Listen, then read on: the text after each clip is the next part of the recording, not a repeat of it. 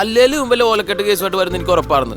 എന്തോരം പെണ്ണുങ്ങളാണ് നിന്റെ പുറകെ ഇറന്ന്, എന്നിട്ട് അവരോടൊന്നും തോന്നാത്താണ് ഈ കാണുമല്ലത്തെ പെണ്ണോട് തോന്നുന്നത്. എന്ത് കോമഡിയാണിത്? ഇതേ കല്യാണം നീട്ടി വെക്കാനുള്ള ഇവന്റെ അടവാണെന്ന് എനിക്ക് സംശയമുണ്ട്. ആയതിനാൽ ലല്ലു, ഈ പെൺകുട്ടി വല്ലവന്റെ കൂടെ പ്രേമിച്ചൊളിച്ചോടിയിട്ട് കാണാണ്ടായത് ആണെങ്കിലോ, അല്ലെങ്കിൽ ഓൾറെഡി കല്യാണം കഴിച്ചതാണെങ്കിലോ, എല്ലാം പോട്ടെ, അവളെ കണ്ടെത്തിന്ന് തന്നെ ഇരിക്കട്ടെ. അവക്ക് നിന്നെ ഇഷ്ടപ്പെട്ടില്ലെങ്കിലോ? അങ്ങനെ ഒന്നും ഇഷ്ടപ്പെടാതെ ഇരിക്കൂല. എന്തേ? ഹേറ്റേഴ്സ് ഇല്ലാത്ത ചെക്കനാണേ. ഓ എടാ ഇത് വിട്ടുകളെടാ, നമുക്ക് വേറെ വല്ലതും നോക്കാലോ. നിങ്ങൾക്ക് ഇത് എന്താണ് വിചാരിച്ചേക്കണേ? ഇത്രയും നാളായിട്ട് നിങ്ങളോട് ഏതെങ്കിലും പെണ്ണിന്റെ കാര്യം ഞാൻ പറഞ്ഞിട്ടുണ്ട്? നിങ്ങളെ പോലെ തന്നെ എനിക്ക് പറഞ്ഞോട് ഇതിനോട് മാത്രം എന്താണ് ഇങ്ങനെയെന്ന്. എനിക്ക് ആ കൊച്ചിനൊന്ന് കണ്ടാൽ മതി. പ്രേമിക്കേ കല്യാണം കഴിക്കേ അതൊക്കെ പിന്നുള്ള കാര്യമില്ല.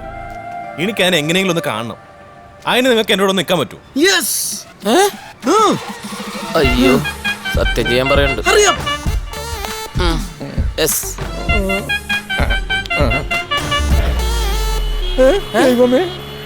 അതൊരു ആംബുലൻസ് അല്ലേ? ആഹാ ശുഭലക്ഷണം. ലക്ഷണം കണ്ടിട്ട് നമുക്ക് 4 പേർക്ക് അതിലിങ്ങനെ സഞ്ചരിക്കാനുള്ള യോഗം ഉണ്ടെന്ന് തോന്നുന്നു. എങ്കിൽ പിന്നെ ഒട്ടും പേടിക്കണ്ട, ഇപ്പോൾ തന്നെ ആ പെൺകുട്ടിയെ കണ്ടുപിടിക്കാൻ യജ്ഞം നമ്മൾ ആരംഭിക്കുകയാണ്.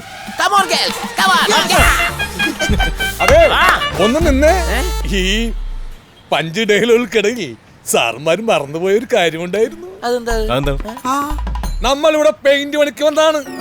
അത് തീർത്തിട്ട് മതി യജ്ഞം പുഞ്ഞോക്ക. ഞാനൊന്നുമില്ല. പിന്നെ പാഞ്ചിക്കുട്ടാ, ഇത് സംഗതി സീരിയസ് ആണ് ട്ടാ.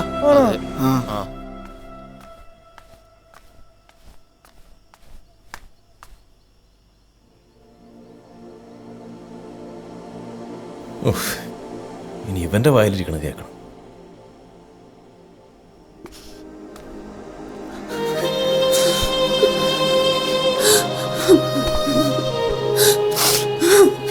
എന്താടാ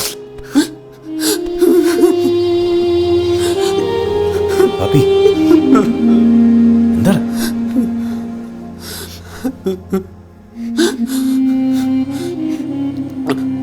വലിയ ജോലിയും ഉയർന്ന ശമ്പളവും ഒക്കെ ആയപ്പോൾ ജീവിതത്തിലെല്ലാം നേടിയെന്നാണ് ഞാൻ വിചാരിച്ചിരുന്നത്.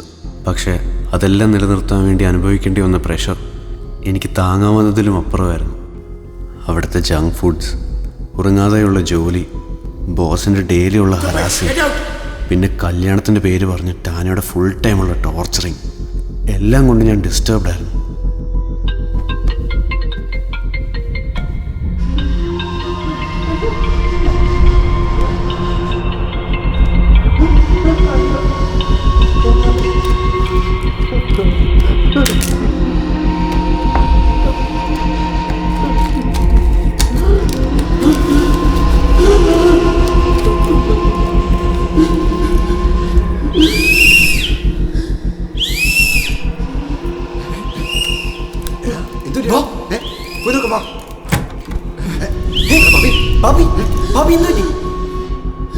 അന്ന് ലല്ലു തന്ന വിസിലില്ലായിരുന്നെങ്കിൽ ഞാൻ അപ്പോഴേ പറഞ്ഞാലടാ എൻ്റെ കൂടെ പെയിന്റ് പണിക്ക് വരാൻ.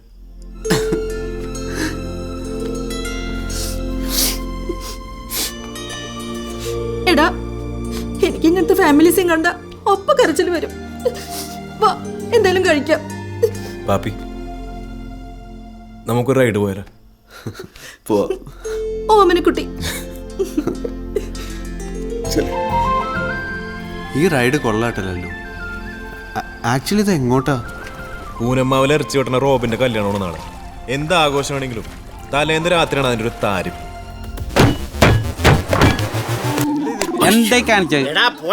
ഇറച്ചി വെട്ടി മുറിക്കുന്ന പോലാണോ കേക്ക് മുറിക്കുന്നത്? ഞാൻ കടയിലാണെന്ന് ഉറച്ചു. നമ്മളില്ലേ ചേട്ടോ കുടുക്കൂറണ്ടല്ലോ. അന്ന് ജങ്കാറൊന്നും ഉണ്ടായിരുന്നില്ലല്ലോ. ആ വെള്ളപ്പൊക്ക സമയത്ത് ഞാൻ ഒറ്റയ്ക്ക് വഞ്ചി ഇങ്ങനെ തള്ളി തള്ളി തള്ളി തള്ളി തള്ളി മലത്താണല്ലോ. എന്താണ് പറയുന്നത്? നീ ഒന്ന് പോടാ അവിടുന്ന്. ആ കഥയുടെ ഫ്ലോ കളഞ്ഞു. ആഹാ, എല്ലാരും ഭയങ്കര വർണ്ണശബളമാണല്ലോ. അടിപൊളി. എന്റെ അനിയനാണ് പാപ്പി. അത് മോനാണല്ലേ? അതെ അതെ.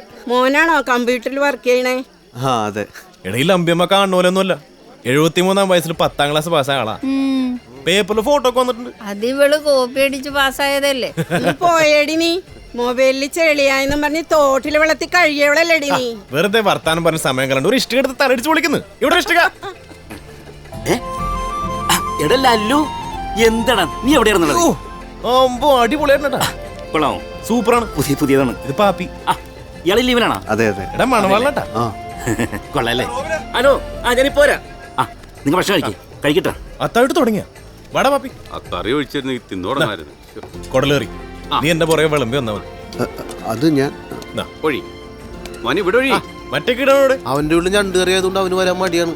എന്റെ വീട്ടില് പിണ്ടിക്കറിയാ. പിന്നെ ഞാൻ എന്ത് കിണ്ടിക്ക വീട്ടിലിരിക്കണ. കൈ മാറ്റടാ. എന്താ എത്ര വിഷമം? ഇല്ല, ആ ചെക്കൻ കറി വെച്ചപ്പോ കുറഞ്ഞു.